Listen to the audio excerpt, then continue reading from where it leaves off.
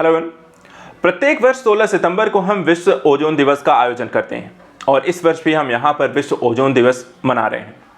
Ozone जो कि पृथ्वी को यहाँ पर सूर्य की पराबैंगनी किरणों से बचाने का काम करती है, लेकिन मानवीय गतिविधियों के कारण ओजोन परत का यहाँ पर ह्रास भी होता है। इसलिए 16 सितंबर को हम ओजोन के बारे में लोगों को जागरूक करने के लिए प्रतिवर्ष इसका यहाँ पर आयोजन करते हैं। और आज हम देखेंगे कि 16 सितंबर 2023 को विश्व ओजोन दिवस के संदर्भ में ओजोन की इंपॉर्टेंस, इसकी महत्ता, इस वर्ष की थीम और अन्य यहाँ पर महत्वपूर्ण जानकारियाँ। सबसे पहले आइए यहाँ पर देखने का प्रयास करते हैं। ये एक डेट जरूर ध्यान रखिएगा, क्योंकि कई बार आपको दिवस एग्जाम में पूछे जाते हैं कि 14 सितंबर, 16 सितंबर, 5 सितंबर, इस तरह के इंपॉर्टेंट जो डेट होते हैं उनको पूछा जरूर जाता है किस दिन किसका आयोजन होता है। तो 16 सितंबर एक इंपॉर्टेंट डेट है जो आपको ध्यान रखनी है। बात करते हैं इस वर्ष के संदर्भ में यहाँ पर क्या क्या इंपॉर्टेंट है। सबसे पहले जैसा कि आप सभी को पता है कि किसी भी प्रकार के दिवस के आयोजन का जो मतलब होता है, यानी जैसे कि 16 सितंबर को हम ओजोन दिवस का आयोजन करते हैं, तो इसका एकमात्र यहाँ पे जो उद्देश्य है, जैसे कि ओजोन परत के प्रति लोगों को जागरूक करना, तो किसी के प्रति लोगों को जागरूक करने के संदर्भ में हम किसी चीज को आयोजित करते हैं और विश्व ओजोन दिवस भी एक ऐसा ही दिवस है।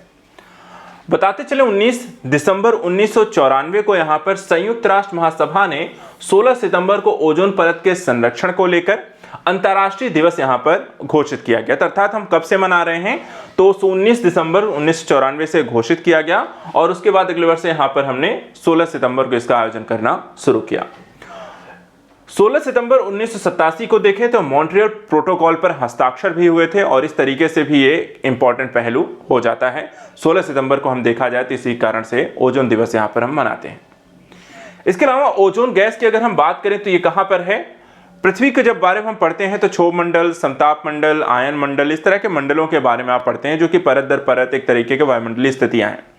तो यहाँ पे ओजोन जो गैस या कह सकते हैं ओजोन जो परत आपको पाई जाती है वो किस मंडल में है, समताप मंडल में, जो कि एक पतली परत के रूप में पाई जाती है और इसकी सांद्रता जो है 25 से 35 किलोमीटर के बीच यहाँ पर आपको स्थिति, अर्थात आप पृथ्वी से ऊपर की तरफ जाएंगे तो 25 से 35 किलोमीटर के दायरे में आपको इसकी स्थिति मिल जाएगी। जैसा कि आप सभी को पता है, पृथ्वी पर जीवन और प्राकृतिक संतुलन के लिए हमें ओजोन परत का होना आवश्यक है, क्योंकि यह हमें पराबैंगनी किरणों से यहाँ पर बचाने का काम करता है।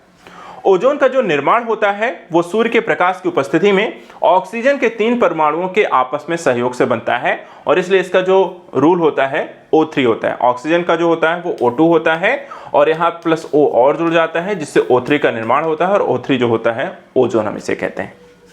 उपयोगिता क्या है ओजोन की? ओजोन की देखा जाए तो उपयोगिता है सूर्य से आने वाले हानिकारक पराबैंगनी किरणों को पृथ्वी पे आने से रोकना।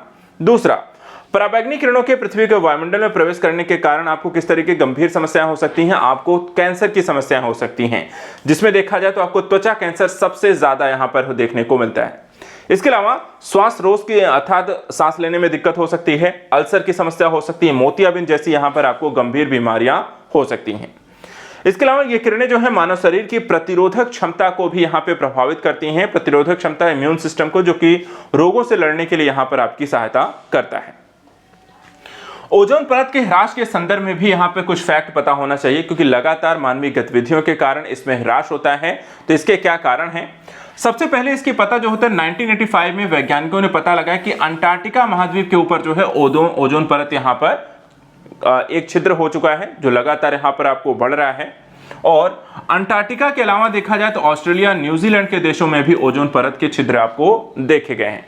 तो अलग अलग जगहों पर देखा जाए तो यहाँ पे ओजोन होल देखने को मिलते हैं जो अंटार्कटिका, ऑस्ट्रेलिया, न्यूजीलैंड इत्यादि के क्षेत्रों में बने हुए हैं। जोनाथन सैंकलिन व्यक्ति थे जिन्होंने अंटार्कटिका महाद्वीप के ऊपर ओजोन परत के छिद्र की यहाँ पर आपको खोज की थी।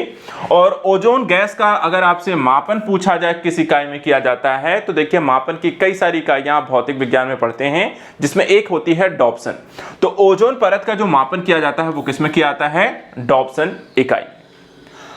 अंतिम एक टॉपिक और भी यहाँ पे डिस्कस कर लेते हैं कि ओजोन परत के संरक्षण को लेकर अब तक यहाँ पे क्या क्या प्रयास किए गए हैं।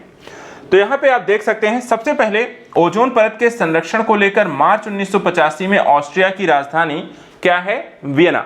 ऑस्ट्रिया की राजधानी वियना में एक सम्मेलन हुआ जिसे हम वियना सम्मेलन के नाम से जानते हैं। वियना सम्मेलन में देखें तो ओजोन परत के संरक्षण को लेकर अनुसंधान और एक अंतर सरकारी सहयोग, अंतर सरकारी सहयोग का मतलब हुआ जहां पे सरकारें आपस में मिलकर के सहयोग स्थापित करती हैं।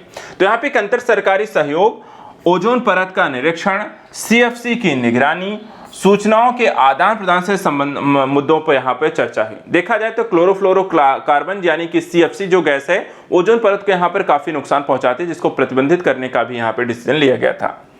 इसके अलावा मॉन्ट्रियल प्रोटोकॉल पर यहाँ पर 1987 में देखा जाए तो एक हस्ताक्षर किया गया और 1989 में देखा जाए तो मॉन्ट्रियल प्रोटोकॉल को लागू किया गया।